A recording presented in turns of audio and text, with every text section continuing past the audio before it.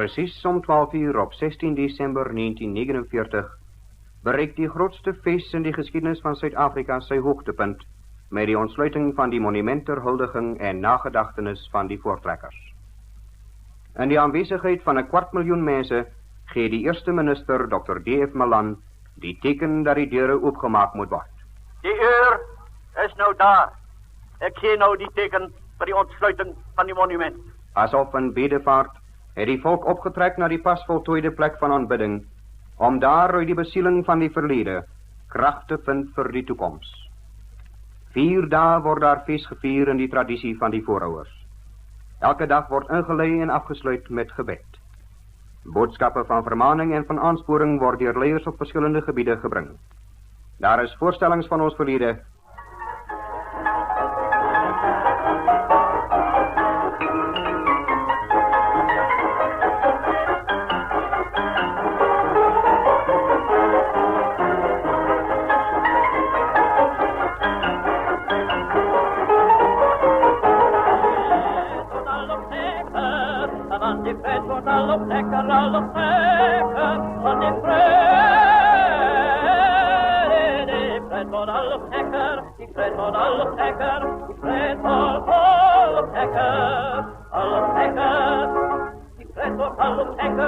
Simon lacht so lekker, die pret wordt al op lekker, als de Simon lacht zo lekker, want die pret wordt al op lekker.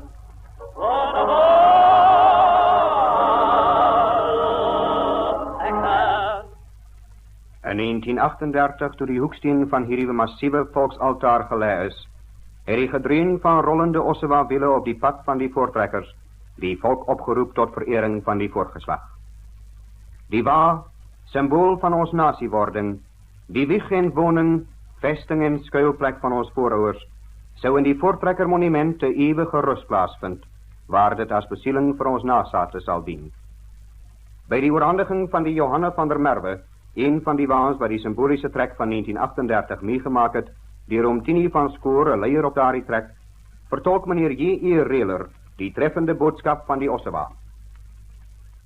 Die Ossewa, het meneer Reeler gesê, roep ons om nie te verswak of te vervlou nie, maar om steeds met hernieuwde krag en onwankelbare moed vorentoe te beur.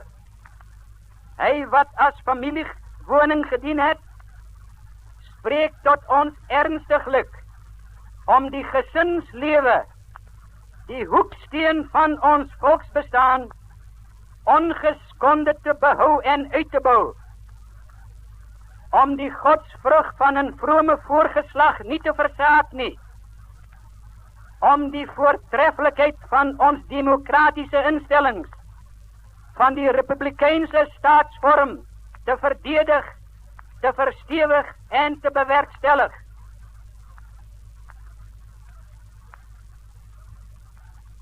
Hy waarsku dat daar in die volkslewe geen stilstand mag wees nie.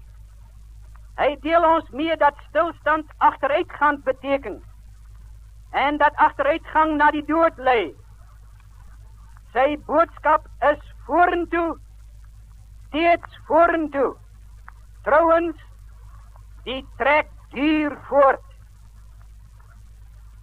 Ons, die nasate van daardie stoere voorouers, bid ons hemelse Vader, wat die lotgevalle van volkere in die holte van sy hand hou, om lig en wysheid, sodat ons die boodskap van die Ossewa kan begryp. Maar nie bloot om te begryp nie, maar om daarvolgens te lewe en te strewe, ten einde land en volk met onverdeelde trou en toewyding te dien. Met die boodskap van die Ossewa uit die verlede en met die voortrekker monumente besieling as rugsnoer vir die toekoms, wy ons tot diens van die volk, om te stry vir en te streef na godsdienstige vroomheid, intellektuele wysheid, produktiewe arbeidsaamheid, ekonomiese vryheid, staatkundige onafhanklikheid, ja, ware volksvryheid, soos dat die boerevolk, die Afrikanervolk toekom, sodat ons land Suid-Afrika sy plek in die voorste ry van verligte en vrye volkere vol sal staan. In 1949 was dit weer die hoefslae van die rapportryers se perde wat ons geroep het. Uit alle dele van ons land het hulle gekom.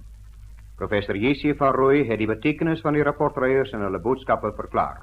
Hierdie voortrekker monument merk op en sien. En hier kom die betekenis van die rapporte in. Een betekenis wat stil, maar harmonies saamvloei met die betekenis van die monument en alles wat daarmee saamhang.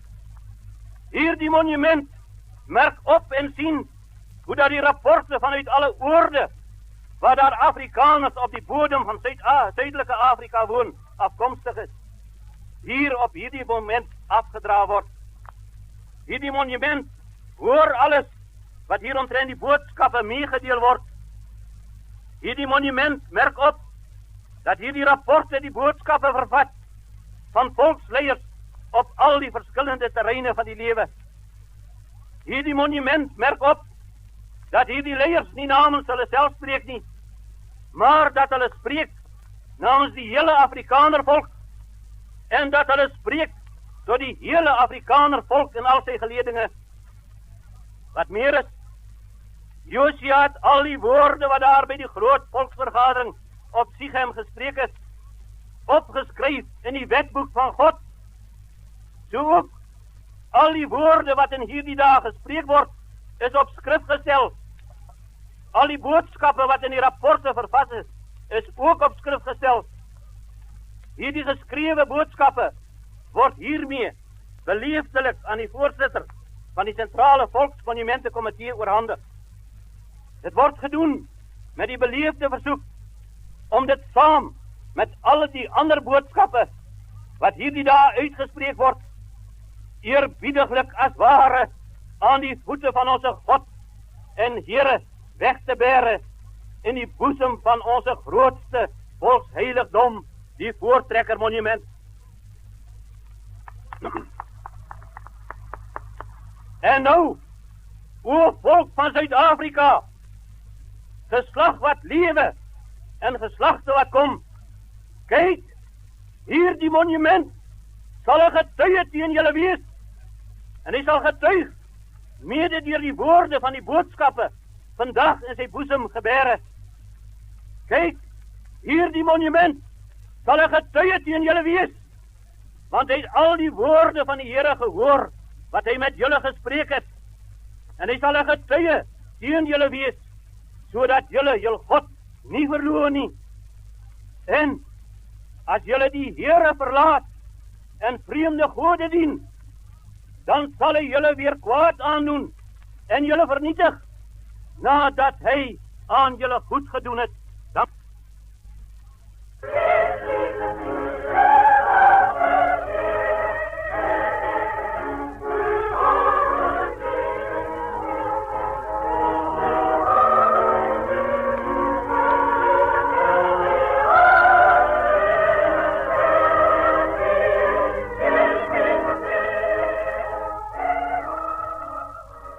Die grootdag, 16 Desember, breek aan met 'n gewyde optog in gesinseenhede na die monument, wat skerp afgeteken staan teen die grou lig van die daglemuur. Later het die grootste gemeente wat Suid-Afrika nog geken het, by die voet van die monument vergader vir die geloftediens. As kerk het hulle gehad die vrye natuur, as vloer die gras onder hulle voete, en as dak die hemelruim daarbo. Saam herhaal die hele volk die gelofte van Sarre op die vooraand van die slag van Bloedrivier. Mijn broeders en medelandgenoten, hier staan wij thans op een ogenblik voor een heilige God van hemel en aarde, om een belofte aan hem te beloven, als hij met zijn bescherming met ons zal wezen en onze vijand in onze handen zal geven, dat wij hem overwinnen, dat wij die dag en datum elke jaar als een verjaardag en een dankdag, zoals een Sabbat in zijn eer zal doorbrengen, en dat wij een tempel tot zijn eer stichten zal, waar het hem zou behagen, en dat wij het ook aan onze kinderen zal zeggen, dat zij met ons erin moeten delen, tot gedachtenis ook voor onze opkomende geslachten, want de ere van zijn naam daardoor zal verheerlijk worden, dat de roem en eer van onze overwinning aan hem zal worden gegeven.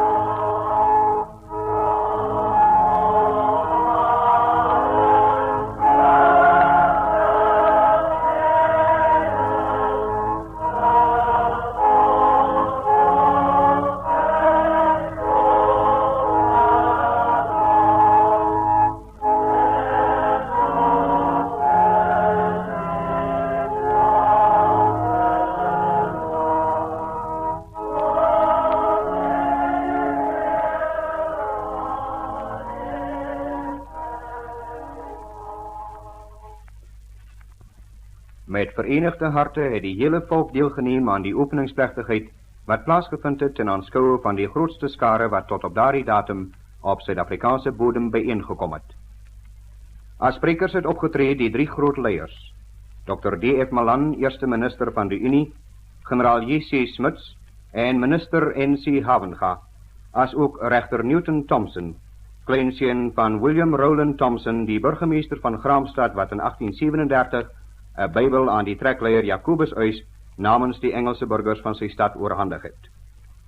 Om daardie geskiedkundige blyk van wederwysige agting te herdenk, het die burgemeester van Graamsstad in 1949 'n Bybel geskenk vir veilige bewaring in die monument. Regter Newton Thompson het namens die Engelssprekende burgers van Suid-Afrika dringend en ernstig gevra om samewerking tussen die twee groot bevolkingsgroepe en die rigting aangedui waarlangs dit bewerkstellig kan word. Ons moet toegeeflik wees teen mekaar. Ons moet bereid wees om aan mekaar te gee, so ver as ons kan. Ek sien uit na die tyd, en ek meen dat dit nie sodanig ver in die verskiet lê nie, wanneer daar de middel van ondertrouwerij en tweetaligheid en die wederzijdse begrip van mekaar se moeilikhede, wanneer dit om hierdie readers nie meer mondelik sal wees om te praat van die twee seksies van die Suid-Afrikaanse nasie nie, wanneer ons alleen sal kan praat van die Suid-Afrikaanse nasie.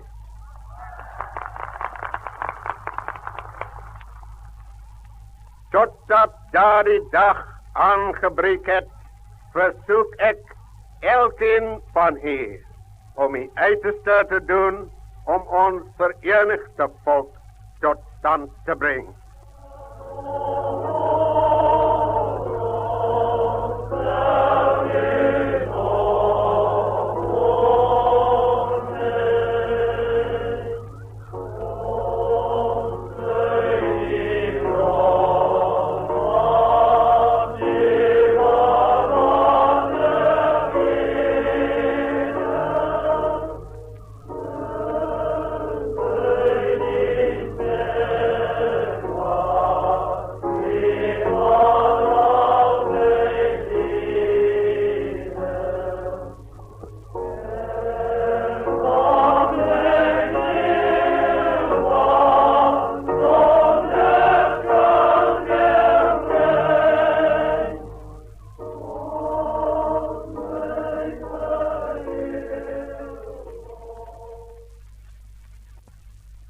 Later het Dr. E.G. Jansen, voorzitter van die inwijdingskomitee, in sy bedankingsrede voortgebou op wat regter Newton Thompson oor samenwerking en eenheid gesê het.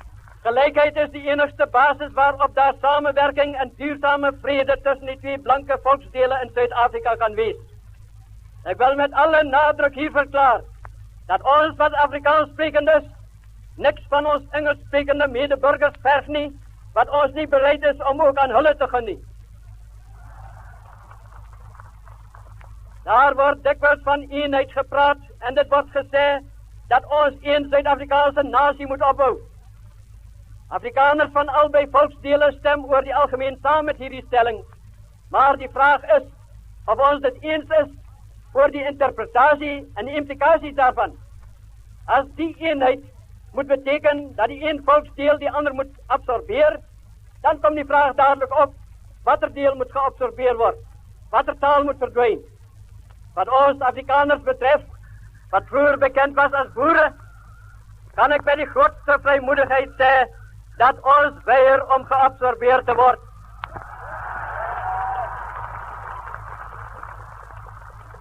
Ek twyfel daar nie aan nie dat Engelssprekende Afrikaners van hulle kant presies dieselfde houding sal inneem. Ek het reeds gesê dat hier 'n nuwe nasie met 'n eie taal, 'n eie karakter en 'n eie uitkyk op die lewe tot stand gekom het. Daardie jong nasie wat hier in Suid-Afrika gewortel is, sal nie bereid wees om iets van sy nasiegoedere af te gee nie.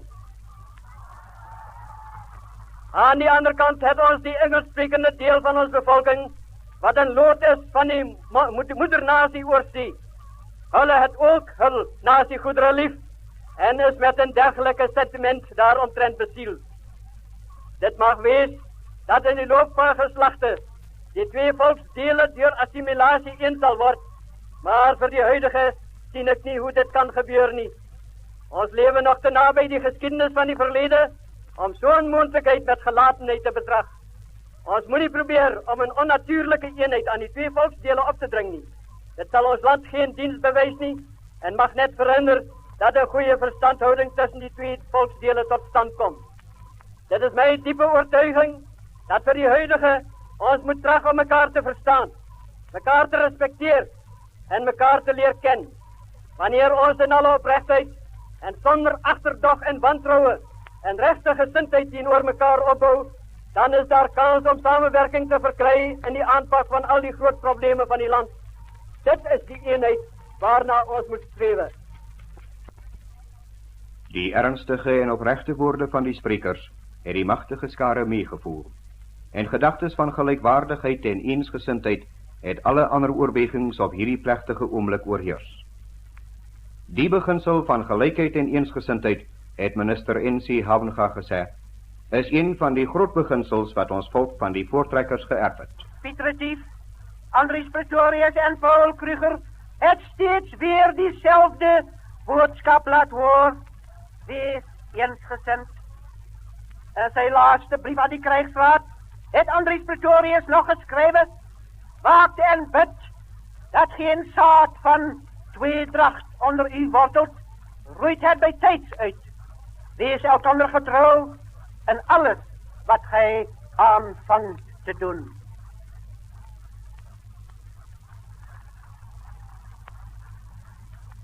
In Suid-Afrika is daar geen enkele leier wat hom nie beywer vir eensgesindheid onder die twee blanke volksgroepe nie. Ons kan nie anders nie. Ons kan nie anders nie, want dit is 'n lewensnoodsaak. In Natal het verteenwoordigers van albei groepe gestryd teen die Ngaanse verraad en is in die dood verenig. Hier die monument en alles waarvan dit die sinnebeeld is dus hul gemeenskaplike eiendom. In die handhaving van Suid-Afrika se swaar gewonne vryheid moet hulle skouer aan skouer in die toekoms gevind word.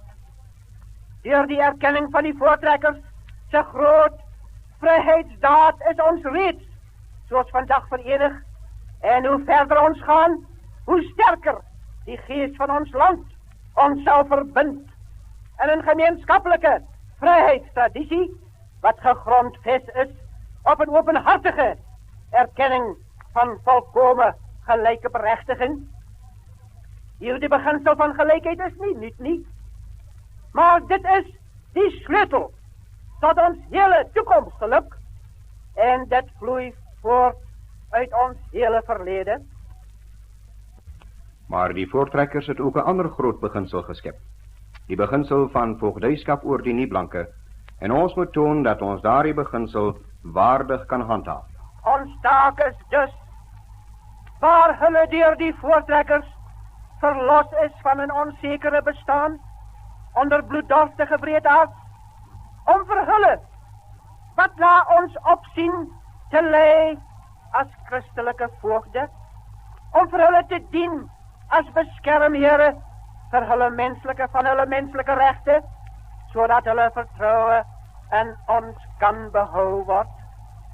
Vertroue sal hulle geloof in ons oneindig versterk, want die minder ontwikkelde het, juis omdat hy so dikwels weerloos is, en baie diep gevoel vir billikheid en regverdigheid. Die voorregte wat hy besit, stel hy hoog op prys, en bewaak hy op byna kinderlike wyse. As hy voel dat sy voog regverdig en billik is, heers daar rus in sy gemoed, en behou hy sy eerbied vir die gesag wat voor hom gestel is. Met al die krag wat tot my beskikking is, wil ek hier die groot sedelike beginsel beklemtoon. Die een wat gesag voer, en die blanke sal die gesag moet bly voer, het 'n groot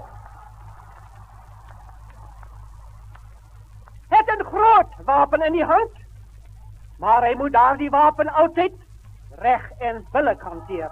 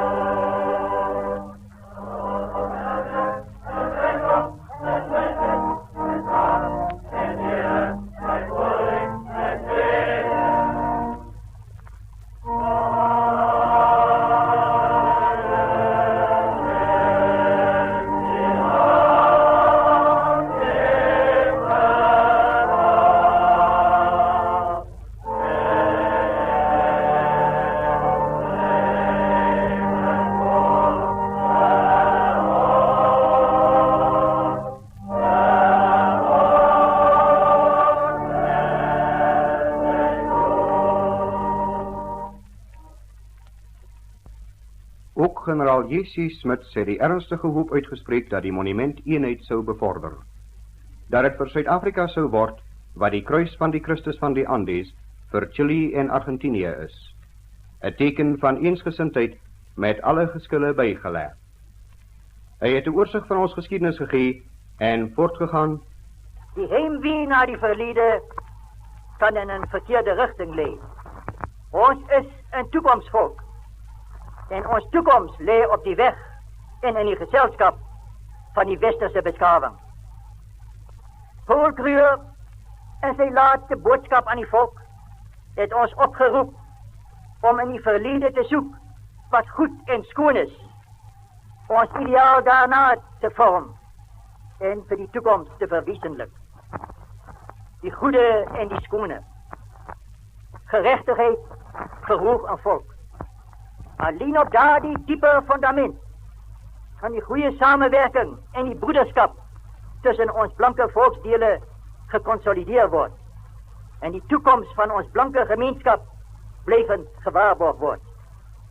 Op diezelfde ethische basis, meer als op politieke grondslag, kan ook een oplossing gezocht worden van die grootste vraagstuk wat ons van die voorgeslag geërfd het, die vraagstuk van ons naturele verhoudings.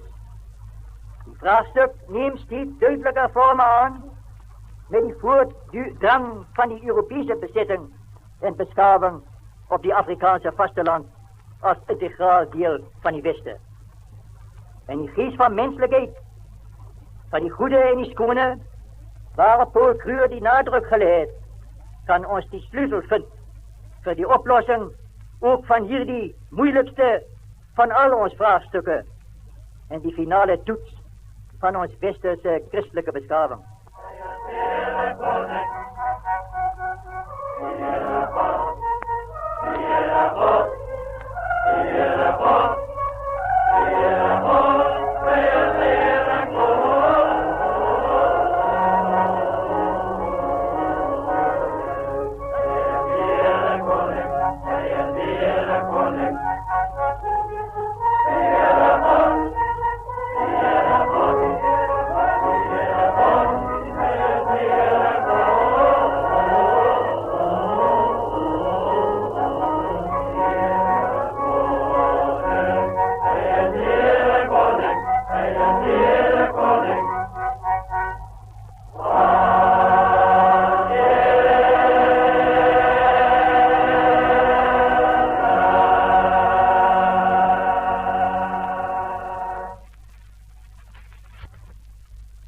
Gaandeweg het die geesdruk en opgewondenheid opgelaai. Dit was nog skaars 'n uur voor die groot oomblik sou aanbreek, en toe die eerste minister voorgestel is, het die groot menigte spontaan die stem van Suid-Afrika aangehef. Hierdie monument, het Dr. Malan gesê, is meer as net 'n huldeblyk aan die nagedagtenis van die voortrekkers. Hierdie monument staan daar as 'n huldebetuiging aan die voortrekkers. Dit is egter maar die geringste deel van sy betekenis. Dit is nie 'n monument vir die dode nie, maar vir die lewende.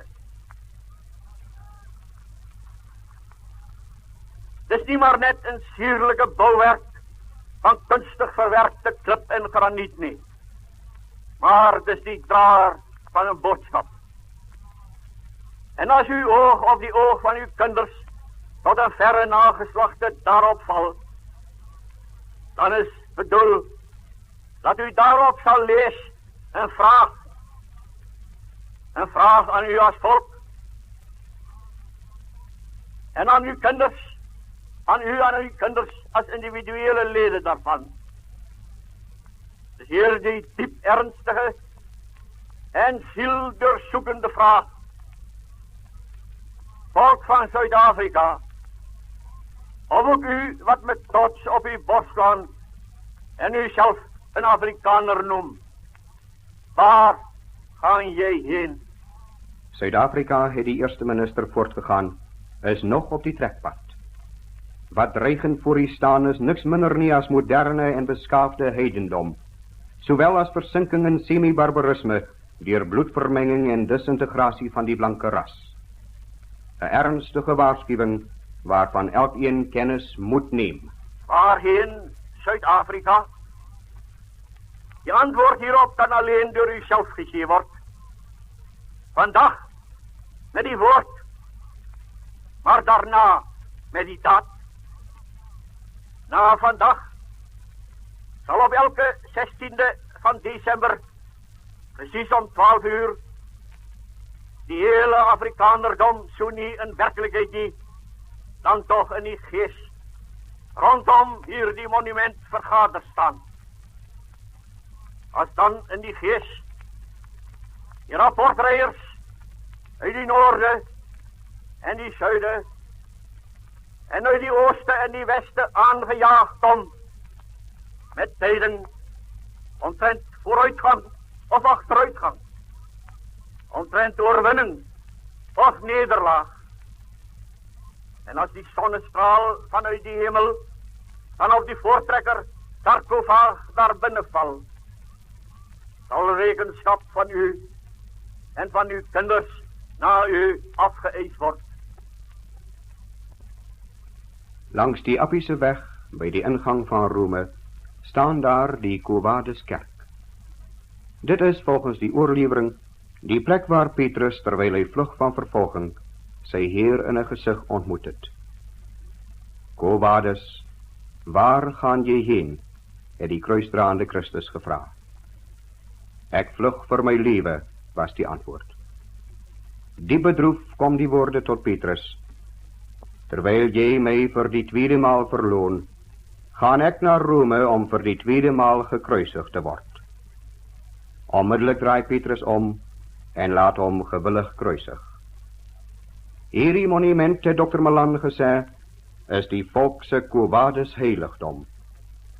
Bewoe en met 'n stem trillend van diepe oortuiging, het hy die volk geroep om terug te keer na sy Quo-Vadis. Hierdie monument staan hier vir die voortrekkers se nagedagtenis en huldiging. Maar het staan hier langs die pad van Suid-Afrika ook vir u en vir u nageslag. Dis u Quo-Vadis heiligdom. Afrikaner, nou en door al die toekomende geslagte heen, as u weggedwaal het van die voortrekker gees en gedagte, as u die voortrekkers wat u vandag huldig, met die daad verloon en so opnuut kruisig, en uw oog val op hierdie monument, waar u en die voortrekkers vandag in die gees mekaar van aangezicht tot aangezicht ontmoet. As daar die siel deursoekende vraag om dan aan u opdring, Afrikaner, Quo-Vadis, waar gaan jy heen? Staan dan stil en draai terug na uw volk, terug na uw volk se hoogste ideale.